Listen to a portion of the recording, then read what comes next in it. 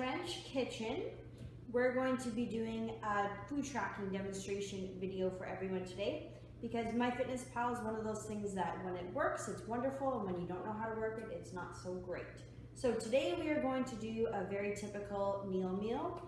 It's very simple, very straightforward, and easy. It's leftovers. Yes, so as you can see from the Ziploc bags. So we just took a ton of things out of the fridge. I know we've done a food tracking video in the past, but this one is going to try and be a little more focused and in depth and just show you guys some specifics, and especially for new people wanting to get started with food tracking. This is a great starting point, and it hopefully will educate you a little bit more on some of the things that might be a little bit challenging at first, but in viewing this video it'll make it seem a lot more basic and simple. When you are starting off using MyFitnessPal, one thing I suggest doing is keeping your food choices very simple. So as you can see here, we have yams, we have bagged coleslaw, we have cooked fish, and an apple. So all of these things are very easy to find on MyFitnessPal and very easy to prepare. Easy to prepare in large batches too, which is one of the other secrets we have when tracking food.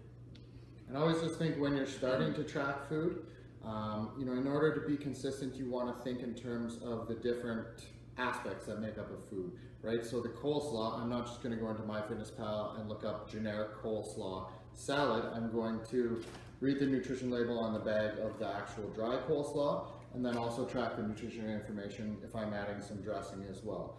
So just being mindful to split things up so you know that you're tracking everything consistent and accounting for everything.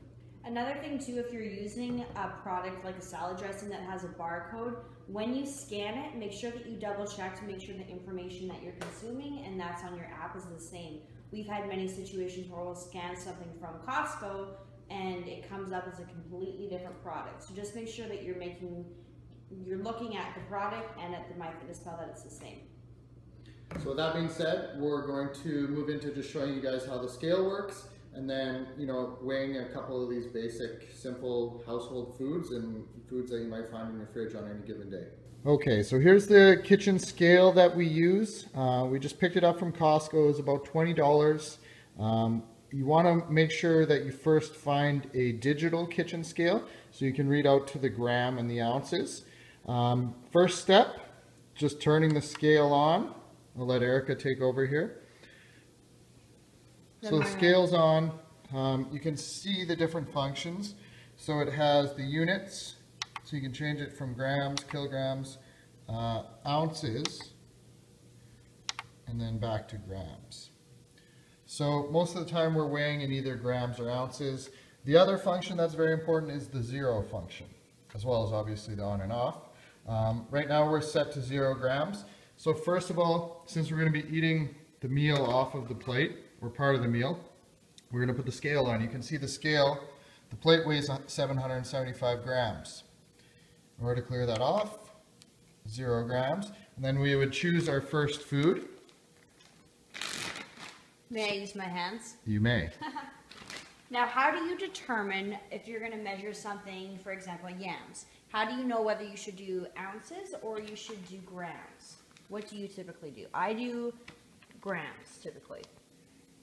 And that's just because that's the one I have found on MyFitnessPal, and that's my norm. What do you use? I use grams as well.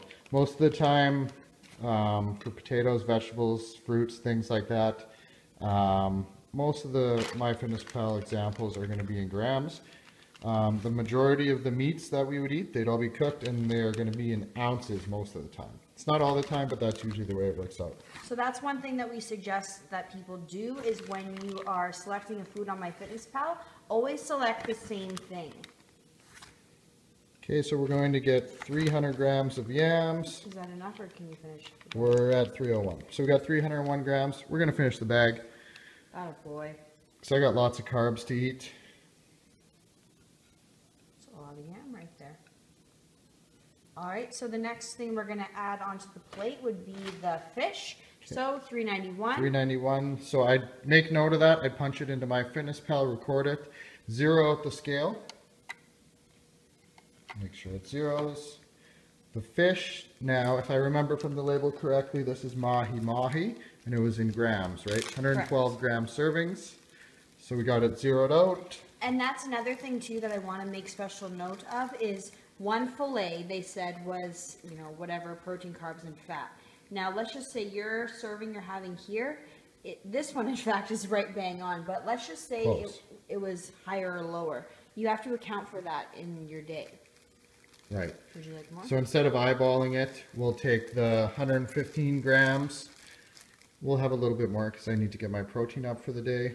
So we know that a serving is 112 grams. We have 148 grams of the fish.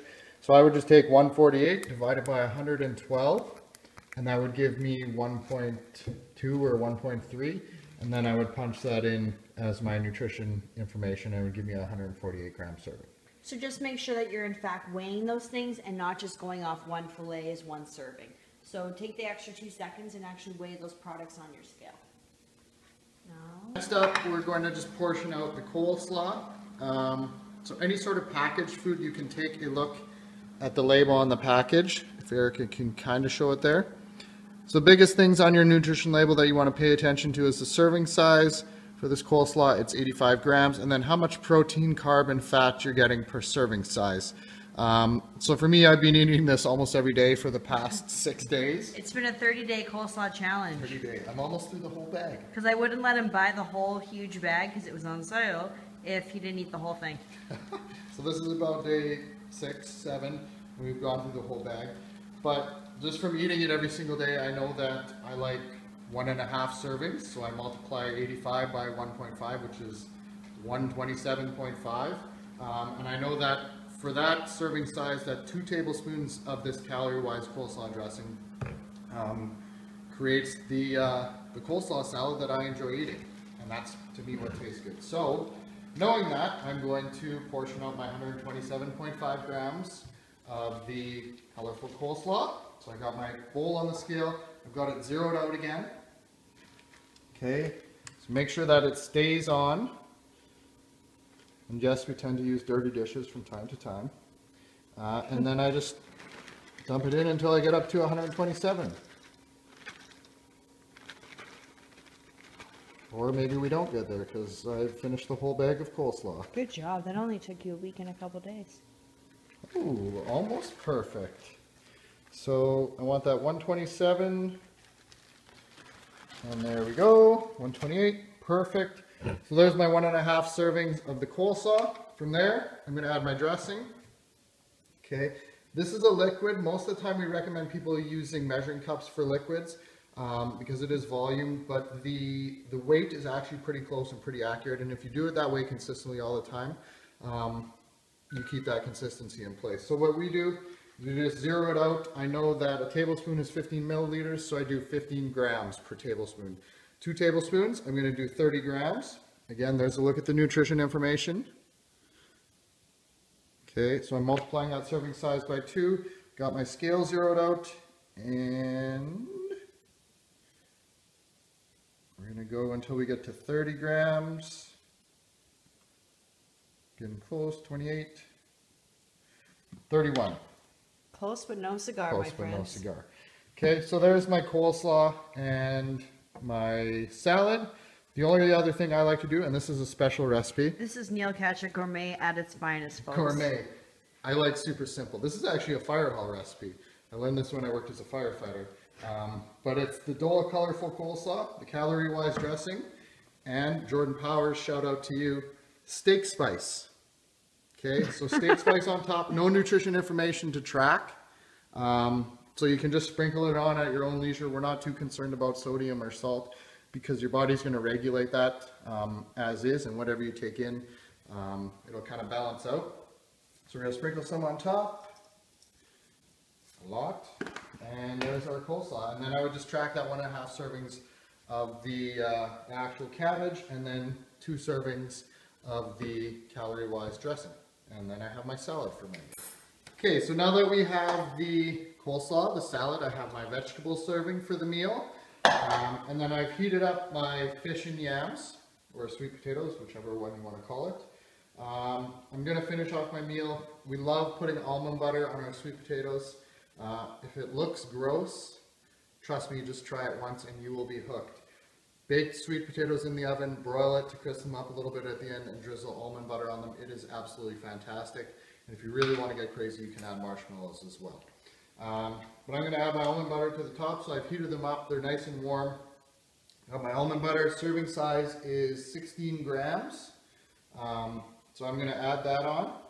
It's actually 32, but I'm just going to do a half serving, so 1 tablespoon or 16 grams.